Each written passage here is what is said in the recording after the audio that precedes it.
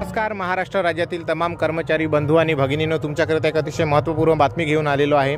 राज्य शासकीय अधिकारी आणि कर्मचारी यांच्या बाबतीत अत्यंत महत्त्वपूर्ण शासन निर्णय निर्गमित झालेला आहे। तर काय आहे हे सविस्तर वृत्त जाणून घेऊया। याकरिता व्हिडिओ पूर्ण बघा, त्यानंतर काही प्रश्न असतील तर तुम्ही कमेंट्स करू शकता। चॅनलवर पहिल्यांदा चॅनलला प्लीज सबस्क्राइब करून बेल बटन दाबायला विसरू नका आणि माझा विश्वास आहे तुम्ही नक्की सबस्क्राइब करणार। तर चला व्हिडिओला सुरुवात करूया। बंधूंनो, राज्यातील शासकीय अधिकारी कर्मचारी यांच्या बाबतीत सामान्य प्रशासन विभागाकडून 29 डिसेंबर रोजी महत्त्वपूर्ण शासन निर्णय निर्गमित करण्यात आलेला आहे।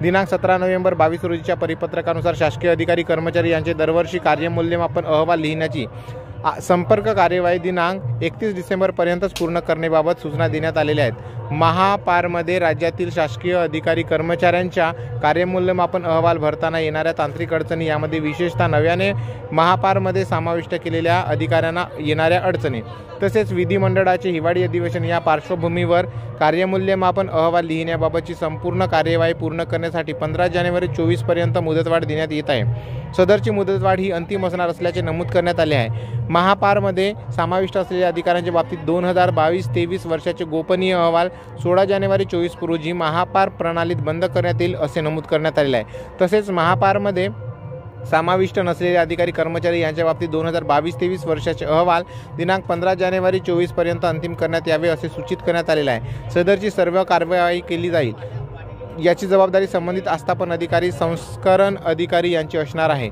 या संदर्भात सामान्य प्रशासन विभागाकडून दिनांक 29 डिसेंबर 2023 रोजी निर्गमित करण्यात आलेला सविस्तर शासन निर्णय मी स्क्रीनवर स्क्रोल करतोय, तुम्ही पाहू शकता।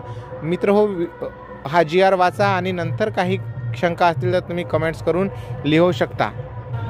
तसेच मित्रांवर चॅनलवर पहिल्यांदा चॅनलला प्लीज सबस्क्राइब करून बेल बटन दाबायला विसरू नका। तर परत भेटूया अशाच एका माहितीपूर्ण व्हिडिओसोबत। तोपर्यंत जय हिंद, वंदे मातरम, जय महाराष्ट्र। थँक्यू।